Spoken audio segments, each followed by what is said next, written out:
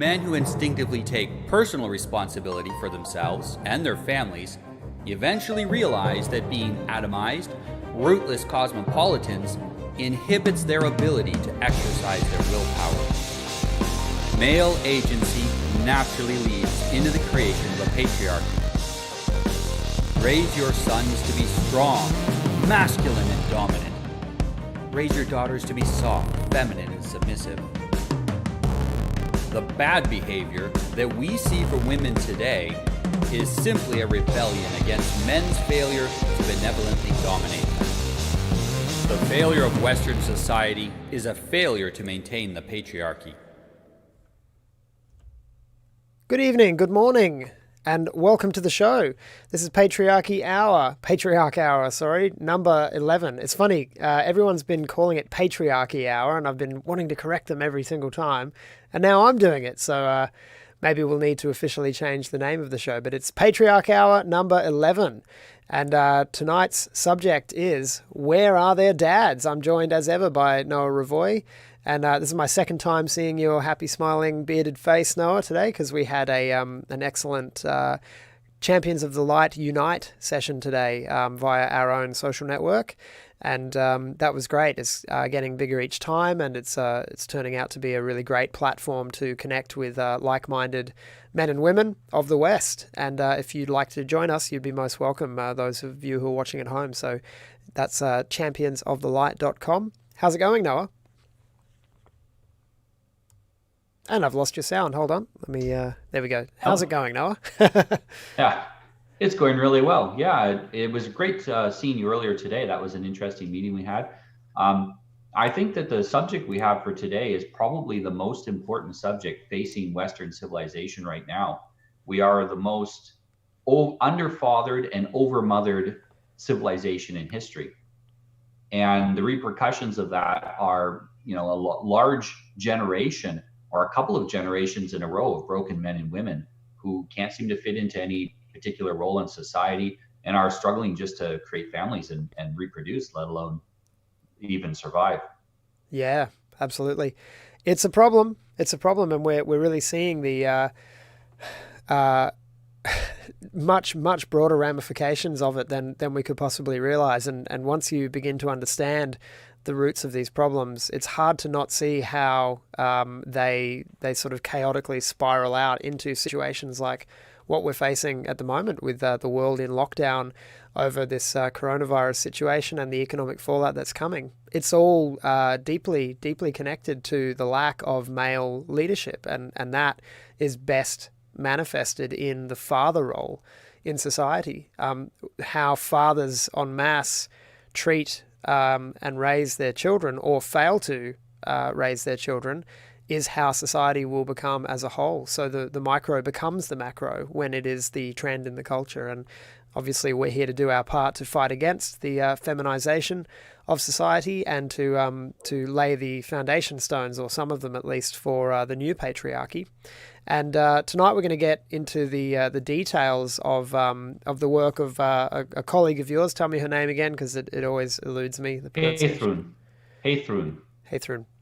It's a dramatic name, and it's kind of hard to say in English if we're not used to the R's, the rolled R's. Yes, and I can't read it because the characters in the way it's written are not Anglo characters. So but I watched your recent interview with her and just found it absolutely fascinating and very enlightening, and some really interesting new, I guess, mental tools or models that were presented as ways of conceptualizing the nature of male and female humans and our relationships to each other.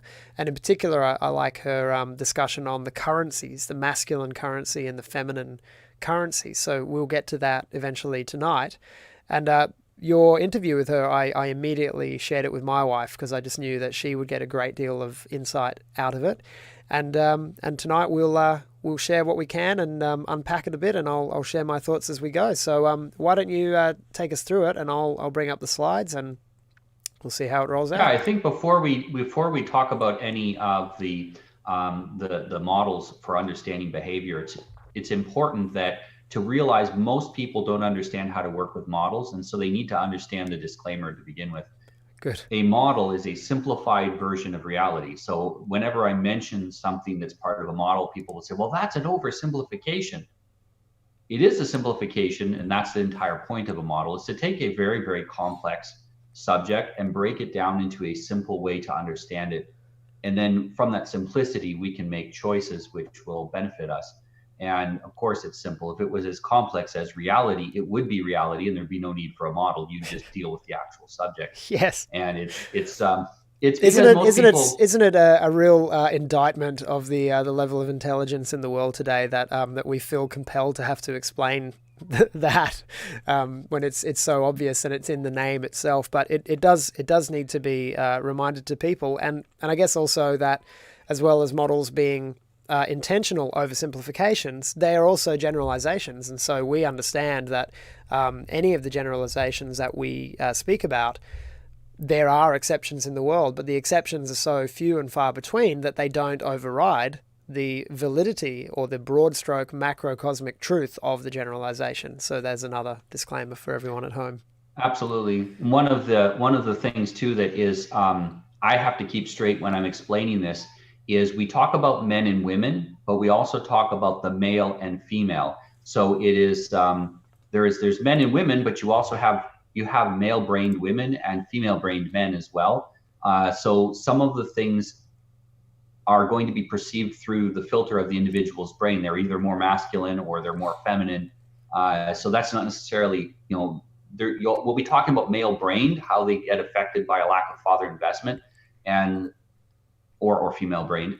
And so we have to keep that straight. There's a difference between, there are some men who are extremely masculine, and there's other men that are closer to the middle. And of course, I would consider it dysfunctional to be extremely feminine for a man, because he can't fulfill the masculine role that he's able to do, and he's never able to be a woman. It's basically a poor imitation of a woman. But there is a lot of this here is going to affect us differently, and the model covers that. It covers the effect that it has depending on how masculine or feminine we are. Yeah. So this idea that you're discussing, it kind of gives some credence to the idea of gender fluidity that the left and the intersectionalists love so much. But I guess the difference here is that where they recognize that each individual falls somewhere on a spectrum, originally they've sort of gone from the binary spectrum of masculine and feminine. Now they've gone into this kind of like jagged, gender is whatever the hell you feel it is and can't be defined, which is obviously a useless model. But where they're saying it's perfectly functional and there is no normative behavior for a man, and there's no normative behavior for a woman, and that wherever you fall on the spectrum, it's all good. Do what you feel. We're speaking more to the idea that there's a functional range of behavior that is normative and healthy, and as we'll show with these spectra, that finding a partner who complements your particular position on your spectrum of masculine to feminine behavior, or whatever it happens to be, is what's going to bring the most harmony and the best situation to your life. Yeah, and I think instead of thinking about it as inherent personality, although maybe it is, we don't know enough yet, but think of it as a skill set. So a man has a masculine skill set. There are some men that have, I'm a very masculine man, but I also have the feminine, what's considered to be the feminine skill set of being able to nurture and care and take care of people, which is absolutely necessary. If you're going to be in charge of a community, if you're going to be at the top of a hierarchy, you have to care for people as well as protect and provide. You have to have that range. And I think this is a big thing that separates the alpha from the Bravos and others, is that he has to have this wide range. That's why it's such a stressful position. He has to have this immense range of skills and capabilities so that he can go from scary to comforting in a moment. I think it's why the Brits had that song, "Kiss Me Goodnight, Sergeant Major. Sergeant Major, be a mother to me." Because, the Sergeant Major really did have to take a maternal role as well as a paternal role in leading his particular group of men. And there's a lot of truth in that. Yeah, you got 17-year-old guys get out from their mother's and father's house, and the day before they were used to giving their mom a hug and eating her home cooking meal, and the next week they're getting shot at by people who really want to kill them. They gotta have that full range of support. These are practically still children, and so yeah, it is interesting how much the leaders have to of a group or a community have to have that wide range of skills. But what we're talking about today really is the role that the father, his investment has in the development of the personality, and that is going to affect a lot of whether a person has developed the masculine skills or the feminine skills. The father helps his daughters develop feminine skills as well. It's not just developing the boy. We understand that men are necessary for the development of sons. What is less well understood is how important, and it's perhaps even more important, the investment of fathers in the development of their daughters. Whenever I have a female client and she doesn't know how to talk to men, I can infer, and I'm always right, that her father never taught her how to communicate with him, and she has nothing then to extrapolate out to the wider world. And so you'll see women that unintentionally emasculate men. They don't do it on purpose. Some do, of course, but you'll see this unintentionally. You'll see women that don't understand that men aren't women, and will try to talk to them about subjects that they have no interest in, and then they don't understand why men don't want to talk to them about these subjects. Many things like this because they didn't have a father who invested time and attention into explaining to them how to communicate with a man. So it really is very important for men and for women, and it's a lot easier for a man to go get mentorship from another man. It's almost impossible for a young woman to go get mentorship from a man. If you're a married man and you're a good, solid man, and a 20-year-old girl wants to get mentorship from you, your wife is naturally going to feel jealous about that, and it's Everyone's a risk for going to you be as well. suspicious. It's difficult. Yes, yeah. It is, and it's natural because you're a man, I'm a man. We know what it's like. You spend too much time with an attractive young girl, it's not a good idea for either of you. Yes, that is quite a predicament, and that's something that you went into great detail on in the other interview, and I highly recommend people go and check that out as well after this one, to get a female perspective on all of this. And yeah, she was an excellent guest, very well educated, very wise, and we're going to be going through some of her material today as well as our own thoughts on it. So here we go. Yeah, she made all of the images. She made all the images we're going to use today. I want to credit her for that. She did an excellent job. They're really good. So it starts off with the fact that my website is SMV4K, so it's about sexual market value, helping people to understand that. And that sounds very clinical and analytical, and I find some people have a hard time understanding that or accepting the fact that we have a value in a sexual marketplace. We have actual value or attractiveness. For many people, will just say it's attractiveness, how they attract someone. Men and women, they're going to barter. People get so uncomfortable if they've never heard of this before, or don't think as rationally as we try to. I've heard quite a few women in particular sort of go, it's not a meat market, but it's more than a meat market, but it is a market. It's absolutely a market. And it's a DNA market. Yes, yeah, exactly. Exactly. What it really is. It's a DNA market. Yeah. And this is why that feminine response, and that can be a men with feminine mindsets as well, who respond with almost a fear and loathing to the concept of there being a sexual market and there being differences in value. This is the reason why you need a masculine father to teach girls about this stuff. Their mother can't really teach them about it. Most women, I would say 99% of women, are unable to look objectively at this in the way that men can. And they can look at it pretty objectively when it comes to their own value in a man that they want. They can do that. But when it comes to expressing it verbally and really logically breaking it down, it's very difficult for them.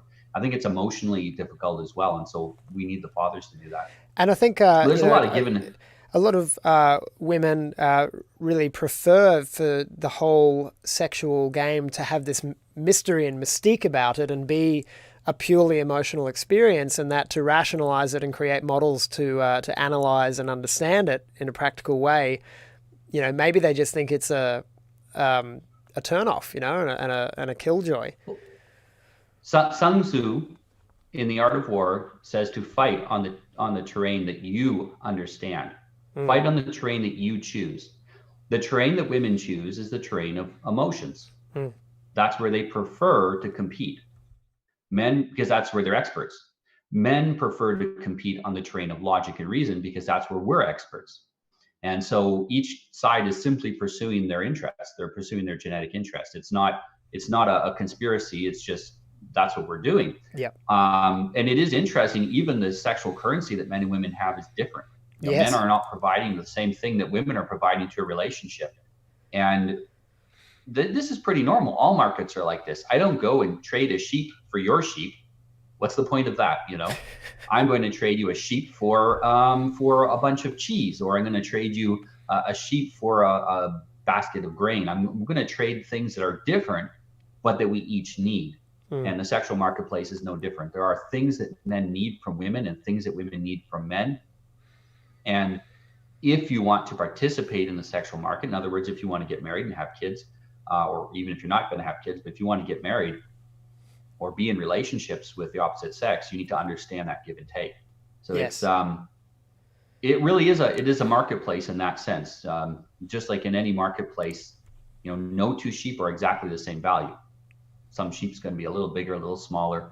And so no two people have exactly the same value. And there's differences in how well we can provide for each other. And that basically sorts people out into what kind of partner they're able to find. Yep. If we go on to the next slide, we can talk about the type of value. So the type of value that men provide is the masculine energy. It's like a flame. It's vigor.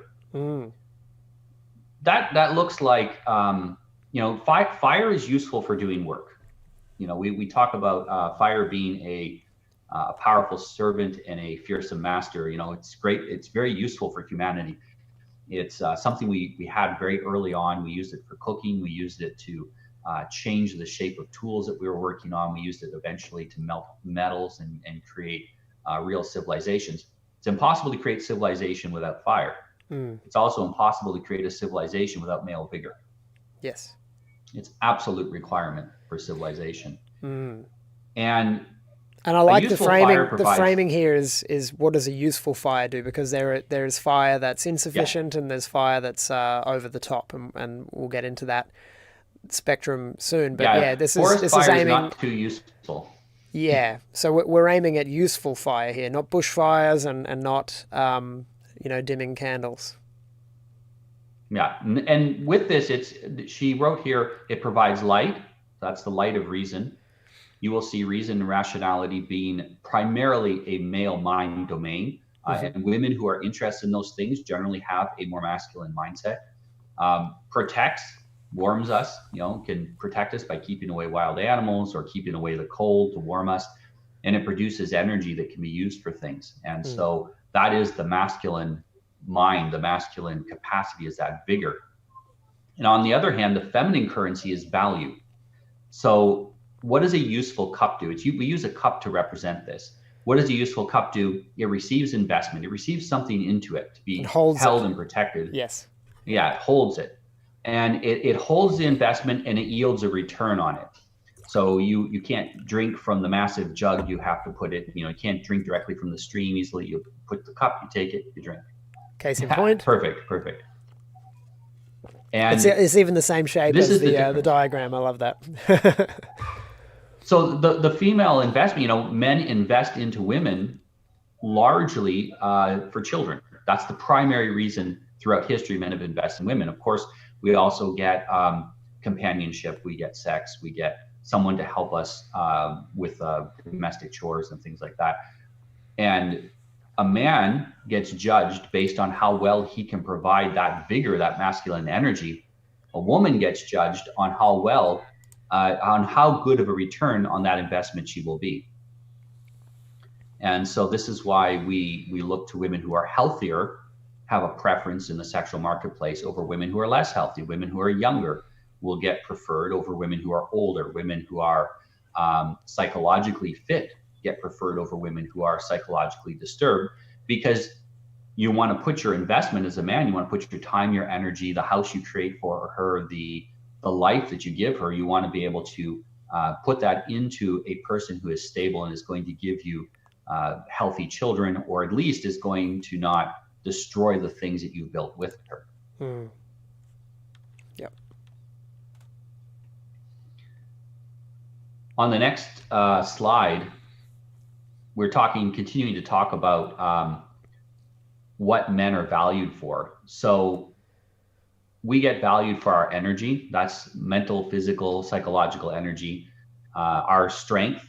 Now, strength isn't just physical, although no one respects a weak man, a physically weak man. And we will tolerate physically weak men because we don't constantly need strength like our ancestors did. But you get out into the rural areas and weakness is tolerated even less than it is in the city. If you're in the city and the heaviest thing you lift is your groceries, then maybe it's okay to be a little weaker. You get out into the countryside where men live by their bodies to a large extent, and that's a requirement to be healthy and fit. Yeah. But on this general, point, we live in a society where physical strength has been outsourced, to what should be an elite group of men, but really isn't. I drove past a cop the other day, and I had a rant to my wife just at how appalled I was at his massive beer gut. And I was like, God, if I can't do my own violence, then at least the people that the state assigns could be more physically able than me. That would be nice. But anyway, what's interesting, the city I grew up in. The city I grew up in, the requirements for a police officer from 1900 when they formed their police service there, he had to be over 6 feet tall. He had to be over 200 pounds. And they had a bunch of physical requirements for him as well. Only men, no women. Yeah. And these, nowadays, the problem is, aside from the political correctness issue, you couldn't fill a police force with men like that because there's not enough of them around. There's too many out of shape, unfit men. Yeah. And so what's interesting, though, is that my wife told me about a friend of hers who otherwise was, as far as I know, pretty normie kind of mindset. But in the midst of this crisis, she wrote a really, impressively insightful and truthful feminine perspective. And she said, it's, something along the lines of, it's times like these when you want to know that your man can hunt, fight, and what was the third one? I forget what it was, but examples of physical capability, strength, and the male capacity for violence. It's at times like these uncertain times, that women really crave men of physical ability and strength, and we're only a crisis or discomfort or uncertainty. They're the only things that lie between a society like the one that we've been in, which has allowed physically weak men to gain respect for their intellectual strengths or other qualities, because the violence and the physicality has been outsourced to a particular bunch of men, the cops and the military. But now in these less certain times... Cut off the electricity. That's right. Cut off the electricity and the petrol, and strength suddenly becomes a much in demand ability. Exactly, because we're learning now we can't depend upon those small groups of men who are in the positions who are allowed to do the violence, and now every man needs to learn to be a sheriff, at least in his own home, if not in his own neighborhood. And it's the strong men who women will look to now and in the future. It's interesting that if you're a strong man, you actually are less likely to get into a situation of violence than a weak man. Because it's the peace through superior firepower concept. Yes. And people don't tend to bother you. I know this because I know guys that are a little on the short side but very strong, and because they're a little bit short, they get underestimated and they get in way more fights than bigger guys who are scary, who people look at them and go, no, that's probably suicide. I'm gonna pick on that little guy in the corner, and the little guy gets in the fights constantly, and the big guy doesn't get in any fights. He's nice and chill because nobody bothers him. But it is not just that physical strength, it's the mental, emotional, and spiritual strength. Yes. And I think that's really being tested right now during this phase of the current crisis that we're in. Yeah. We're trapped inside with our family, with very little space, not as much fresh air as we'd like. We don't get those releases that we normally get from getting out and driving around. And for a lot of men, work is a massive stress release. People think that work stresses men. For most men, it's the other way around. When we're working, we're happy. And now we're sitting at home doing nothing. And there is a potential with that kind, it is stressful. We have to admit that it's not easy. If we're cracking under that stress, we're not demonstrating our vigor. We're not demonstrating strength. So it's partially, and mental strength isn't intelligence. It's the ability to maintain frame. It's ability to see the world the way it really is, and to hold that frame even when anxiety, fear, doubt, and our wife's panic, or even our own internal panic causes us to be pushed in another direction. We keep that tight frame. Yep. The good health, that's the last one. You might say that the good health is the base of strength and energy. It's very hard to be physically or psychologically strong when you're unhealthy. Yes. So don't get corona. You're not going to be much use Don't to get your corona. family. And in the meantime, you got nothing to do. You should be spending at least an hour a day doing push-ups. Push-ups, squats, all that kind of stuff, pull-ups. If you're stuck in a house, if you have a backyard, you should be out digging in it. And maybe the stuff you plant now won't be finished growing by the time the quarantine is over. But you don't know. So get out there, move around, do stuff, get some sunlight. Yeah. But this is the male qualities, and we exchange this for the female qualities, which are chastity, receptivity, and good health as well. So good health is important on both sides. I said before, it's a DNA market. The sexual market is a DNA market. We're swapping DNA and trying to improve our own line through good injections of healthy DNA from our spouse. So good health is on both of them. But I think the chastity needs some explanation. Most of us understand sexual chastity. That's pretty obvious. We know what that is. Yeah. But historically, even that was understood as not being the only kind of chastity. We had a lot of laws against women's gossip. Well, it was actually against gossip. Sometimes men were charged with it too. But we had a lot of laws against gossip, against the idea of loose lips sink ships. Women need to have emotional chastity as well. So that means they need to keep and preserve. Chastity is about preserving, keeping value, holding the value. They need to preserve their reputation. They need to keep control of what they say and what they think and what they do, so that they don't destroy. They can easily destroy their family through gossip. Undermining your husband through gossip or things you say to him, that can easily undermine a relationship. Women often don't realize how much power their words hold. When men say things, it means we're going to do something. Sometimes most of the time with women, it's just words. And so they don't realize how much power it has, and it can really undermine the confidence of their men. It can destroy his vigor. And a man doesn't want to invest in a woman that's going to undermine and destroy that investment.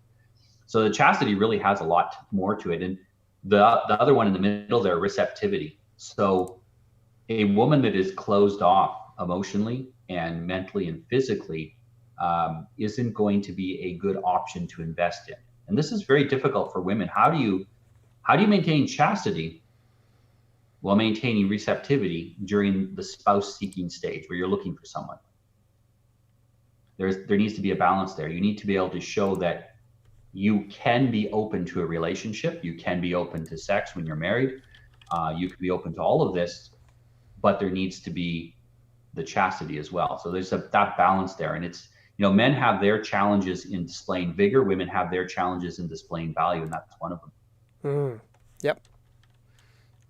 All right. Should we I think it's good to go on to the next one, please. Yep. Great. Here we go. Yeah.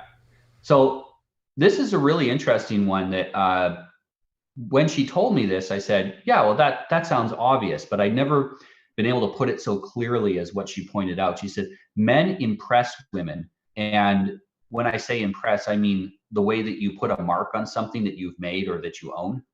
And that sounds very condescending, but it is what men do. They impress a woman, they make their mark on that woman, and that says, you are mine now. I mean, this is why we have wedding rings. Yeah.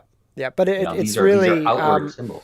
It's definitely what I've experienced is that when a man is impressing on a woman, he's taking leadership. She will follow him in his spiritual path. She will follow him in his political path, though she may be less interested in it. She will instinctively assume the attitudes and direction of his life, and it will shape her attitudes as well. Like, in a way, a husband, when he is doing his job, he becomes like a father to his wife, and I think that's why we have this ancient tradition of the father handing his daughter over to the new man, because it's not just about protection. It's about leadership, that the women are to be led by men, if things are in harmony and balance. And yeah, when a man impresses upon a woman, because he is providing that currency which she needs, that we looked at in the last slide. It's as it was put in the other interview, it's like a hand pressing into wet clay. It's not a violent action, it's a molding, creative action. That's the male creative spirit in the relationship and in the family. Well, and the woman has to be receptive to that. If she's not receptive, maybe, for example, if she's too young and she's not ready yet for a relationship, she will keep herself, she will close that receptivity down, which is perfectly fine until she's ready, that she feels she's at an age to get married. It is a mutual thing. The woman allows herself to be impressed, and the man does the impressing. And it is interesting. I hear very often men saying, "Well, just wait till your wife finds out that she's bored of you or whatever, and you're going to get a divorce, and she's going to take your kids, and she's going to take your money and all this stuff." And I'm like, no, that's not going to happen.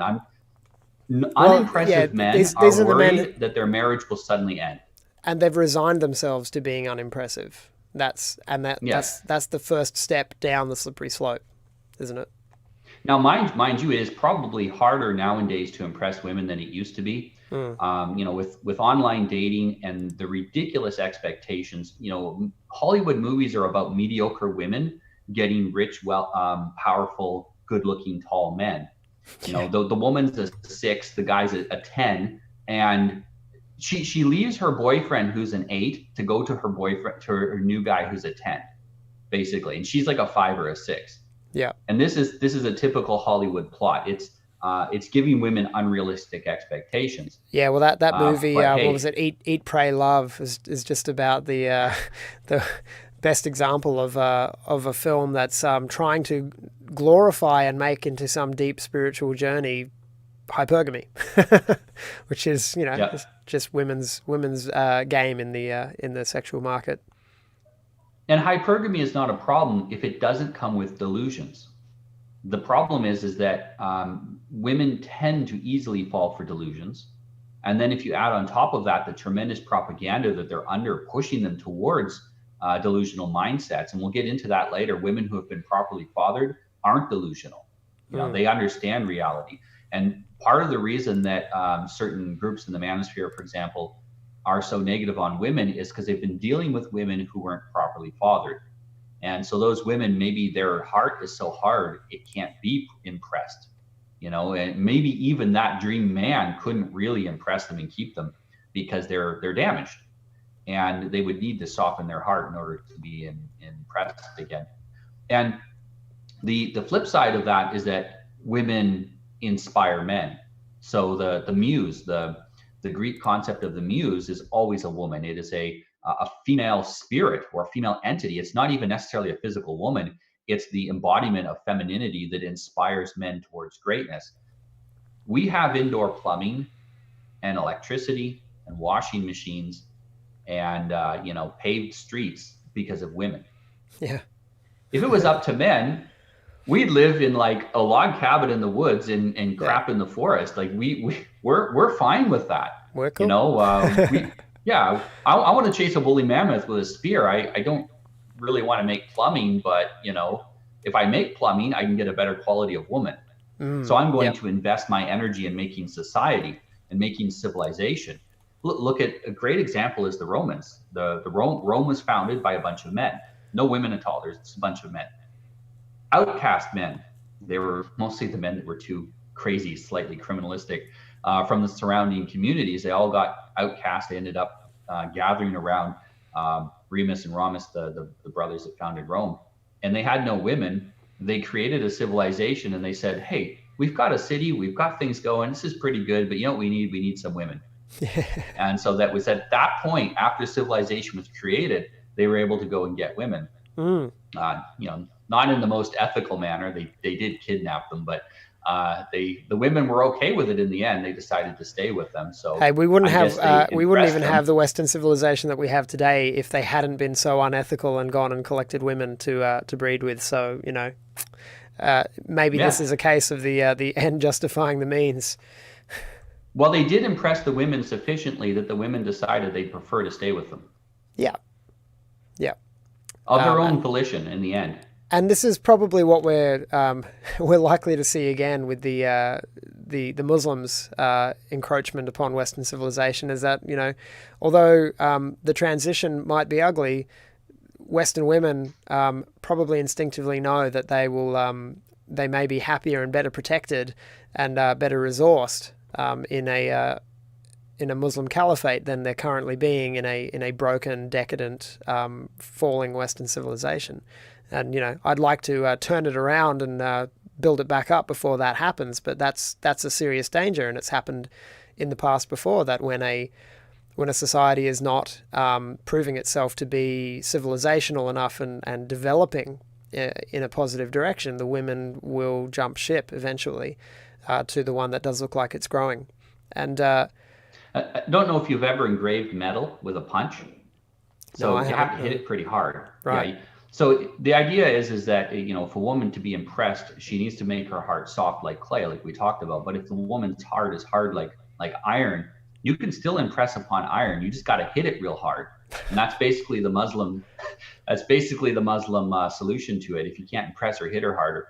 But and we'd like to not do that. We'd like to. I'm not advocating that. I'm warning. That's right. I'm warning about women who don't make their heart soft enough and find a man that can impress them and that they can offer value to, either end up on the fringes of society and basically they genetically die, or their entire culture gets taken over and then they end up with a very unpleasant situation. You know, they do get a certain investment into them that they're not getting in the West now, and that's why they crave it. But it's not healthy. I think the fantasy of the foreign dictator basically taking over their lives is more exciting than the reality would be. I don't think they really like the reality of it too much. No. But when it comes to the point where it's reality, when they get to that point, though, it's too late to make choices. So we need each other. Yeah, on this topic of women being inspiration, I know from my own experience that it's you know, I have a very intense drive to please, satisfy, and make comfortable my wife. You know, to give her the wonderful things she wants in life, and it's one of my primary motivators, and it's enabled me to achieve really great things, and it pushes me to continue to want to achieve more and more. And I know that, you know, in the times where I have been single, you know, I haven't felt nearly as motivated to be great. You know, I've been more complacent. So having a good woman in your life that's her currency, is her reception of our value and her appreciation of our vigor. Sorry, that's the currency that we crave. That inspiration that comes from serving and pleasing and protecting a woman is it's a beautiful thing. It is kind of interesting that, you know, men have the capacity to create civilization, but we don't have the motivation to do so until we have women. Women do not have the capacity. They lack the capacity to create civilization, but because of children, they have the motivation to do it. And so with the combination of men and women, we end up creating civilization because we have both of us. You know, even with the Romans, oftentimes men ended up outcast if they couldn't get a wife for one reason or another. And so they would end up maybe they didn't inherit any land. They were second or third sons. They didn't inherit a farm. They didn't inherit property from their parents. They'd have to go out and make their way in the world and adventure to get that, and to actually earn their way rather than inherit it. And so it's interesting that the Romans, they were very much a meteoric society. because they were made up of a bunch of men who didn't get the easy way out. They had to take the hard way. And so that it influenced their culture eternally. For the rest of Roman history, it was very much like that until it decayed at the end and became a more effeminate society. But it is interesting that we both need each other. Yes. And it's almost like God designed us that way, isn't it? To fit hand in glove. And like I said, and I'll repeat again, it's a DNA market. The end result is children. That is the whole purpose of everything that we're talking about here. Yes. Is the creation of children. Let's move on to the next slide. All right. Whoa, look at that. Society. Okay, so it is interesting. I'm going to present something here that I felt very uncomfortable with this concept. But when you think about it, it does make a lot of sense, and it's true. Whether or not it makes sense, it is true. It's just the way it is.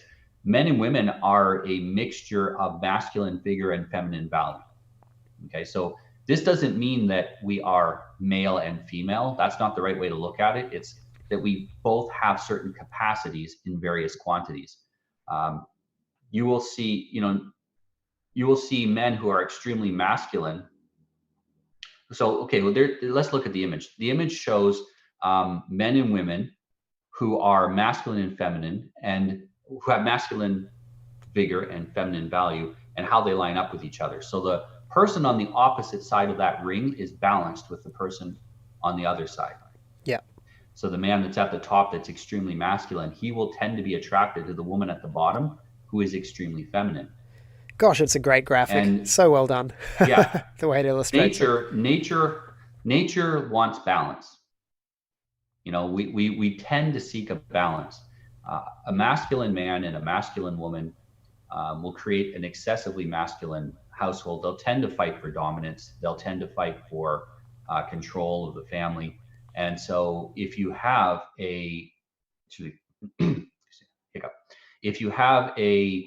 that mix, that balance between each other, you'll tend to balance out. On the other hand, if you have two very feminine people, you'll have no one to take the lead, no one to do the providing and protecting, and so there'll be a lack of vigor in the relationship. So it's really is balanced out. You're going to find yourself attracted to someone about at your level. This is why, and I talked about this with Hathram, that there should be we need some sort of a test that you could take, an online quiz or whatever, to help you figure out roughly where you are and match you up with someone that's on the other side. A lot of couples, you can't tell for sure how masculine or feminine someone is just by looking at them, although we do tend to signal that. If you look at a woman wearing a beautiful flowery dress and she's got her hair done nice, and she's, maybe she's got her hair back a little bit with a ribbon, and you're going to assume that she's somewhat feminine, natural hair color, natural makeup. If you see a man who is big and muscular and strong and has he has that look about him that he's a hard man, you assume that he's a more masculine man.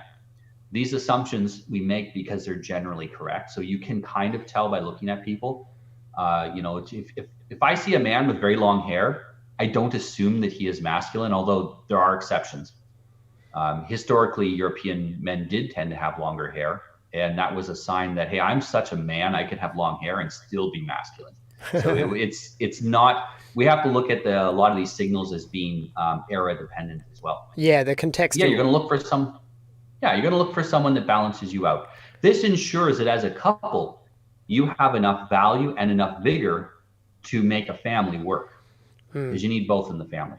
I guess another example of where what we would imagine what we take as the typical signs of masculinity aren't necessarily, depending on the context, they're not necessarily clear indicators, such as, the number of homosexual men who are incredibly jacked. They're buff as and extremely physically fit and strong.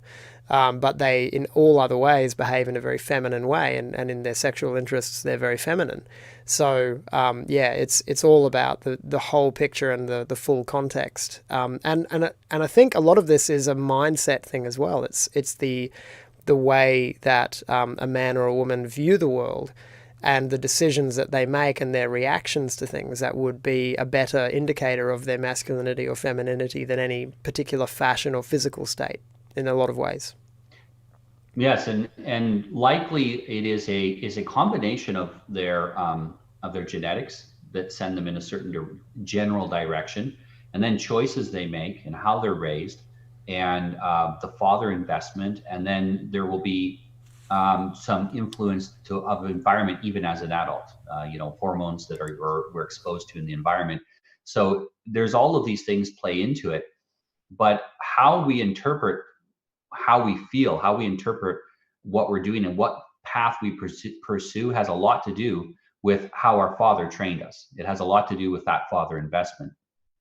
So on the next slide, it talks about why this is so important. If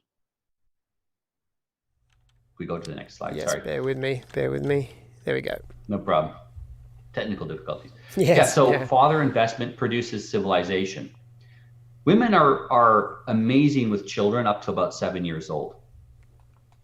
After that, and this is statistics as well, single fathers have pretty much the same outcome for their children as a married couple does. Single mothers have terrible outcomes for their children. They can be great in the first 7 years. They can be, do a great job of that. But it gets to a point where the children need father investment. They need to have a man because they need to structure themselves. Civilization is turning the chaos of nature into something organized and structured. This is why streets have plans and have layouts. This is why there are rules in civilization of how you behave and how you treat other people. Very primitive cultures, they don't have much of a problem with things like murder and rape and stealing. They kind of do whatever they want if you're strong enough to get away with it. Civilization is about ending all of that chaos and putting structure to things. Yep. But that starts in the individual. It starts with, as children, we're chaotic, and if you spend much time around kids, you completely understand that. They're chaos. They're incredibly selfish. Now they have good instincts sometimes to care out for others and things like that, but it's very difficult for them because their mind isn't structured yet, and the father helps structuring the mind of the child. It's the guide stone or the investment necessary to turn all that chaos into something useful. This is why when you see dysfunctional adults, almost always they had a dysfunctional father, or a relationship with their father was dysfunctional. So there was non-existent. Yeah, and to some degree, like my notes here say, it's actually the investment of mature men at the group level. Fathers, we used to get it takes a village to raise a child. We used to kind of do that because our villages were probably all of our relatives. If you have a man who has 10 kids and then each of them have 10 kids, you got a village, but they're all family. So our extended family used to have a lot more influence on us than it does today because we had larger families, and moving away was too expensive or unsafe or impossible. And so we would spread out in an area, and we would have our father, we would have our uncles, we would have our grandfather, and we would have this deep multiple levels of masculine investment. And it wasn't hard for us in those eras up until relatively recently for men to develop their masculinity and for women to understand their feminine role and understand how to develop that as well. Yeah. So we can't, if we're chaotic, we can't interact with other people in a healthy way. Chaotic systems crash with other chaotic systems. It's the difference between a rough boulder and a smooth cut stone. You can take a smooth cut stone and lay them one on top of the other, and you can build a wall, you can build a civilization. You can't do that with round stones unless, you can do it with cement, but you can't just lay them on top of each other and it work. It'll collapse. And so to create civilization, we need to be civilized as individuals. Absolutely. Get that kind of order. With that, that note that, children really require the father's influence more from the age of 7. This is something that that I've observed. I've got one son who's now 8, and one son who's 4. So one above that 7-year-old threshold, one below. And seeing the change in my older son how he differs from his younger brother now in that way, where even in the type of play that they're interested in, it's far more nurturing and feminine in my younger son at this stage, and he leans much more on his mother for comfort and that nurturing, innocent sort of space. Whereas my older son now really craves time with me above all else, and really wants to engage with me physically in violence, in camping, in getting involved in hunting and doing all the sorts of outdoorsy things and physical things that really only I can provide, because my wife has no interest in those things in the same way that I do. And this is something that Rudolf Steiner was really acutely aware of in his approach to how to teach children and raise them. And he wrote some really excellent materials and gave some fantastic lectures on the stages of development that children go through, and laid out his entire approach to education, to childhood education, based on these premises that, from certain ages, and particularly from age 7, the moral compass is really beginning to align for children, and it's around age 8 that boys in particular are more than ever interested in good and evil and how to define it. And so having a father there to teach them and guide them morally in that way, create that compass for them, and then also teach them how to deal with evil in the way that men are responsible for in the world, and teach them to protect their women from evil in the way that we're responsible for. These are the mindsets that emerge for that age group, and I've really seen it in my 2 sons so far, mapping out along that trajectory very much. And historically, we had so many more children, and then we also we had children young, so that women would be spending soon as before their children, their youngest children had been born, they were already a grandmother. This was very typical. Women would start having kids at 14 to 18 years old historically. And that means, by the time they're in their early 30s, they're already a grandmother, but they're still having their own children as well. So women essentially never, ever ended up on a time period where they weren't being responsible for babies. And it would be unfair to expect them also to raise adolescents and teenagers. Whereas, men, they would then take the kids at that point. Now they're 7, 8 years old. They're sufficiently physically capable of more or less keeping up with their elders, and they can start going off and learning things, and they can start having that understanding as well. And it allows women to not be overburdened with an excess of responsibilities. It's actually a kindness to women. Nowadays, we have a natural situation where people have 2, 3, 4 kids instead of a dozen like we used to, and so it's easier much later as well. Yeah, it's easier to overmother children. Women have a need of mothering that, depending on the woman, can take 3, 4, 5 kids to fill that need. And if she's only got a couple of them or 3 of them, she's gonna have a hard time not having an outlet for that. It's kind of like a man. If we're not working, we pretty much go insane. It's terrible for us. Yeah. Most men can't be still. And if we don't have enough to do, we'll create things to do. Just like women, if they don't have enough children to mother, they'll create something to mother. And sometimes that's too much investment in children that are past the age where they need the mothering. Yeah, or worse, in a partner. Or it is, or in the partner, or they'll infantilize their partner in order to mother him, or they'll, adopt some people from the third world. And this is why we have women voting mostly for women supporting the influx of third world immigrants, and men mostly being against it. Because we're like, we don't need more work. We got plenty of stuff to do. We're fine.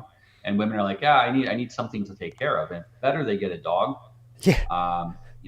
Live in the country, get them some chickens, get them some sheep or something like that. Yeah, a dog's not going to impregnate your wife while you're at work. So, definitely better than or murder them all. Yeah. It's unless it's a pit bull. Don't get a pit bull. Yeah. Certain breeds, hey? Some breeds are worse than others. Some breeds are more dangerous and more prone to violence than others. But that's only dogs. No, it's definitely only just dogs. Their social It's just the dog's social economic situation. You know, if they're raised right, they'll be perfectly fine because they're a complete blank slate when they're born. But yeah, it is interesting that we need that father investment to provide civilization, and if we don't, we have what's on the next slide. Uh-oh. So we get that Uh-oh. inversion. Yeah. When the father investment is not there, the flame gets extinguished or it falls out of the cup. Now, if you notice, when you have it turned up, the cup provides a place for that flame to burn, and it provides a place that gives the flame a natural boundary. Okay, here's a good place in which I can burn. You turn it upside down, and either the flame goes out or the flame spreads everywhere and becomes dangerous. Burns the whole ship down. Meanwhile, an upside down cup is useless. A cup that's turned upside down holds no liquid. It serves no purpose, and it is not useful. And, you know, see why models are fun, people. Even though they're oversimplifications, models are fun. They help us understand. Models are great because they help you to very quickly make decisions that otherwise you'd be overwhelmed with the complexity. Yes. And why can't the women do that? Well, women are chaotic. They have to be chaotic because they have to deal with chaotic children. I'm fairly good at dealing with my little kids. But most men, like, they have a hard time with kids under the age of 7. It drives them nuts. Okay. And I know you're great with your kids too. And that's because even though we're both very masculine men, our skill set is quite broad. Okay. So we're able to be nurturing as well to our young children. Most men have a really hard time with that. They're not able to do that. I think it was even more extreme in the past when there was very strict gender roles, and so men never developed those skills. That's why they stayed with their mother till 7 and then off with their father.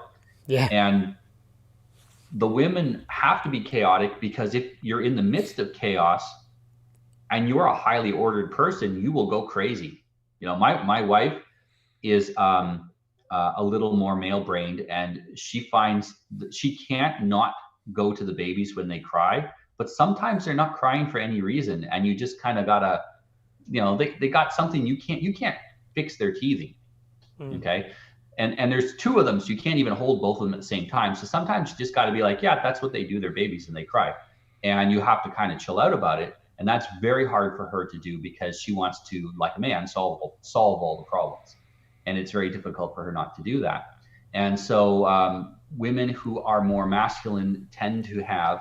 And she's only a little bit that way. There are women that are way far that way. They often don't end up having children.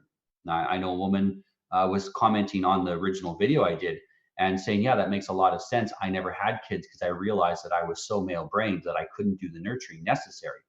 So my mother, or was a grandmother, was like that, and she didn't realize it, and she had kids, and it kind of messed them up. And she had the wisdom to realize that she didn't have that chaotic nurturing that women need. But on the other hand, you know, we're talking more about the organized male investment. If we don't have the father investment, we have that dissipation of vigor and the destruction of value. Yeah. Let's see how that looks specifically in men. All right. So in the center is a balanced man. Okay. And on the far right and left are men who are unbalanced. And they're unbalanced because they haven't had enough investment. If you've ever kept a fire in a campsite, you understand it takes a lot of work. You have to keep putting wood on and stoking the fire, but you also have to be vigilant that the fire doesn't escape and burn the whole forest down. That requires structure. Usually we build a little stone wall around the fire. We'll place a bunch of stones. We'll clear an area away from the fire. It takes a certain amount of investment for the fire to be useful for us instead of being a danger. Men who are underfathered, sorry, go ahead. No, I'm just Yeah, men who are underfathered, they could either have, let's say that 0 is the ideal and a plus 100 is overexpressed masculinity, and negative 100 is underexpressed. The underexpressed masculinity is the weak, lethargic man who's dependent upon others. He's the antisocial parasite. We talked about the omega men. So it's basically omegas. Yes. Omegas are the men who... And gammas are probably on that side of things, but not as extreme. Yeah, I think gammas fluctuate back and forth. Yep. Oh yeah, I suppose that gammas They would fit they quite well into the overexpressed as well, potentially. yeah, they bounce. They're not stable in any one, and that's partly why they're annoying, is because they're bouncing back and forth. But the fact that they can demonstrate both sides means that they can pull themselves closer to the middle. And maybe they still bounce, but they bounce around in the middle. They bounce around in acceptable level of behavior, and so that can be a little more controllable. Because gammas can work on their gamma-like traits and improve. Yes. Yeah, if you have, then on the other hand, you have the overexpressed masculinity. These are the caricatures of men. You know, the violent gangster. Watch a rap video, you'll see what I mean.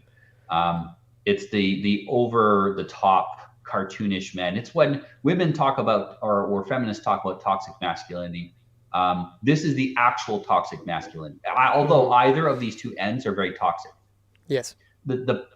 I made the mistake of thinking in my mind that the omegas, the men on the left, are only destructive to themselves. But the reality is that men are the pillars that hold up society. And if you have rotten pillars, society collapses.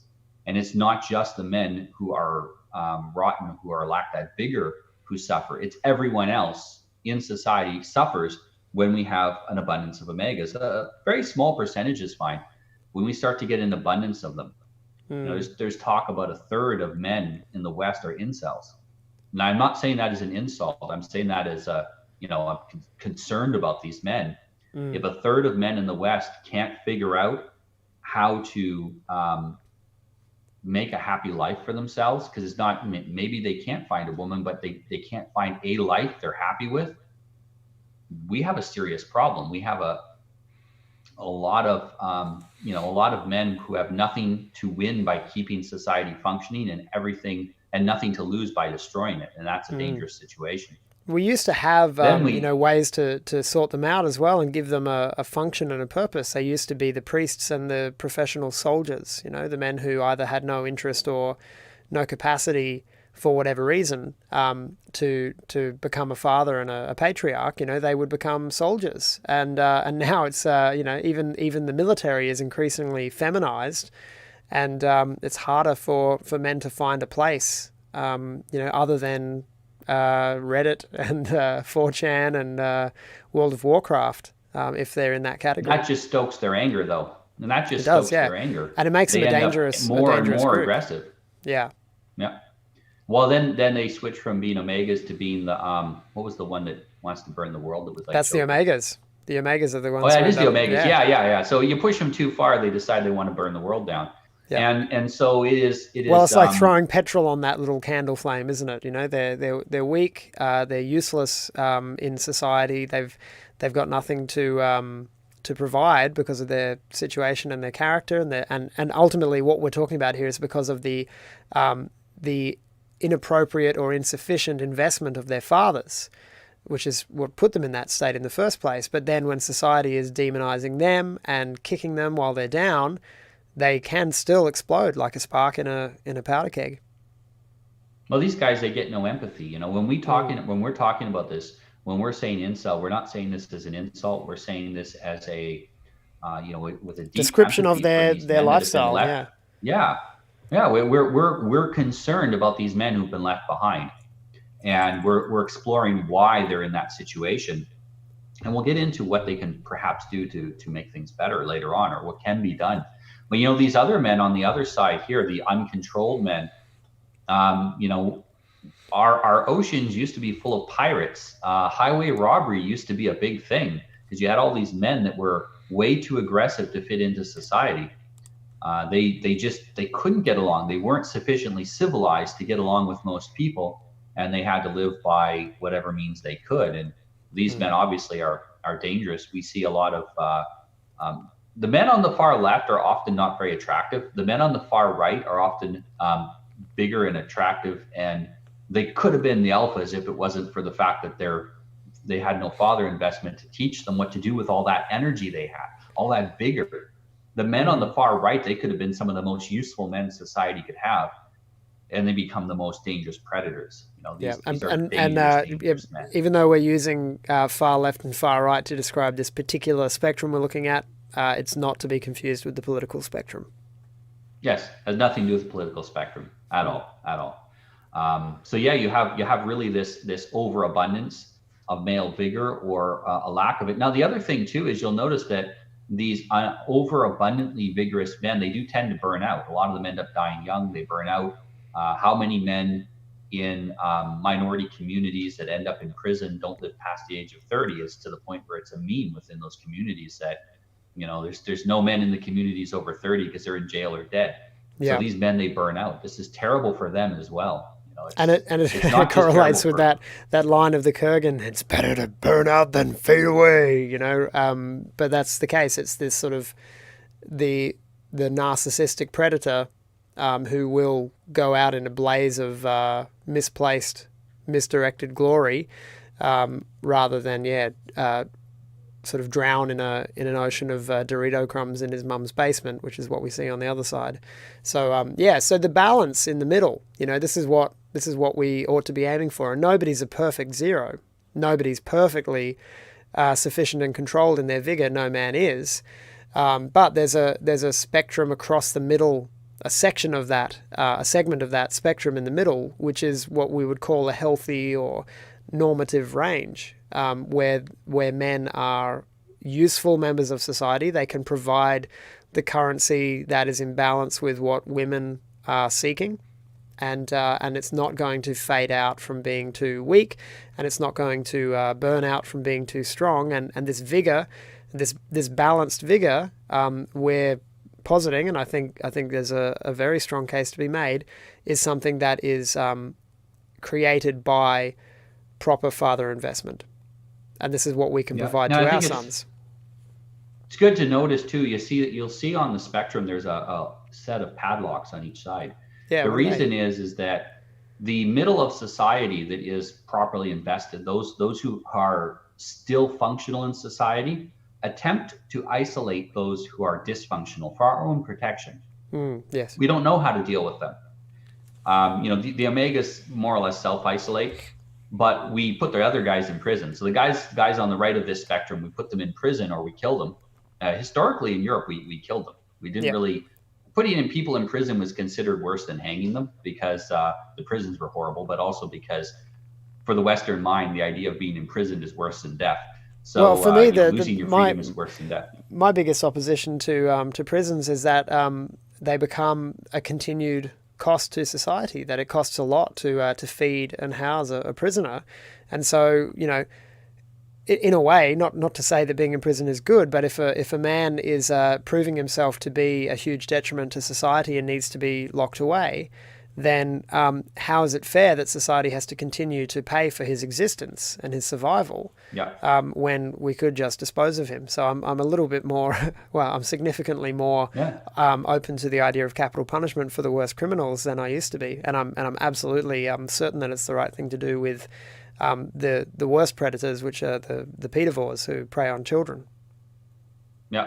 Yeah, and you'll see some people show a bit of each. You'll see a lot of pedophiles are on the parasite archetype and the predator on the other side. So they're both parasite and predator. Yes. And they're often antisocial as well. And so, and they usually end up with all four of these negative traits here. And those people in the middle, we just want them away from us. It's very NIMBY, not in my backyard, get out, get away. And that's totally understandable. We need to protect ourselves, our wives, and our children. We don't want those people around us. The problem is that people who are pushed in that direction don't always do evil things. They will have a tendency towards their own self-destruction, but some of them are trying to get back to the middle. They don't have the father investment to structure them. And they not only don't have father investment, they have no access to healthy fathers, because healthy fathers want them as far away from our families as possible in general. Yeah. And so it's very difficult for these people. And we can't just say, oh, it's not my problem, because it is our problem. We have enough of these people in society that we may no longer be able to keep them away from our families if we allow things to continue. Let's take a look how it affects women, though. Very similar chart, only we're now talking about how it affects a woman's value. So the unfathered woman, she wasn't secure as a child. She wasn't protected. She didn't learn how to protect her value as well. And they either get this kind of self-destructive self-loathing where, you know, if you see a blue-haired, overweight, clownish makeup woman, you look at that woman and you know she doesn't love herself. Why would she make herself intentionally unattractive if she loved herself? You know, so there's a lack of that. She loathes herself. She hates herself. She's self-destructive. Obesity is self-destruction. Either that, or they go to the other side and they become these like narcissistic princesses. And in fact, like just like men, I see a lot of them alternating between them. You'll notice, you've probably noticed this. It's easier for single men, I think, to notice this.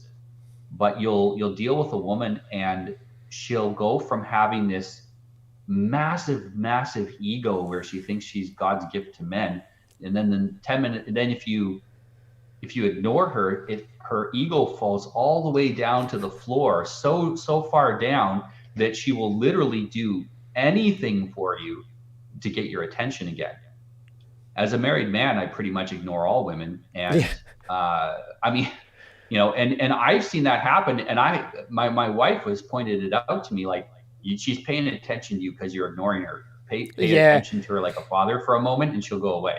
Yeah, I've experienced these women quite a bit out of gigs as a working musician. You know, like they really they think they're all that. They strut around, but you can tell they're trying to get your attention. And when you display no interest whatsoever, they change their game very suddenly. But yeah, I've never spent any time with women like that because they're so repulsive to me that I have no interest in being friends or even acquaintances with women of that character. But I was in a relationship for a long period of time with a woman who I'd say fits very squarely in the left-hand side there, who was self-loathing, had very poor boundaries, and you could argue she damaged her beauty as well.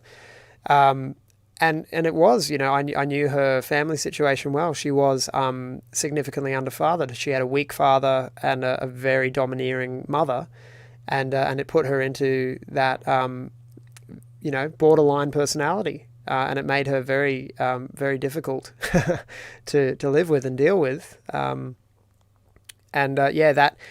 that sort of really amazing level of underestimation of her own value, you know, because she was beautiful, she was talented, she was very intelligent, had all the right stuff, but her self-perception and her self-esteem, I guess you could say, was really out of kilter because of the environment that she'd grown up in.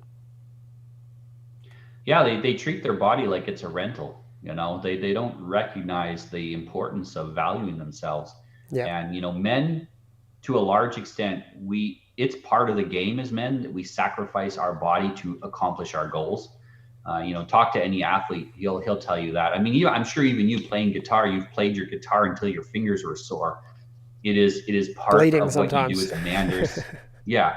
Now, for women, the only place where that makes sense is when there's getting a return on it, like producing children. That's a big sacrifice for a woman. Physical sacrifice for her. But doing it, just destroying that value makes no sense for women. It doesn't get them anything, and it's only done out of that lack of self-value, that self-loathing.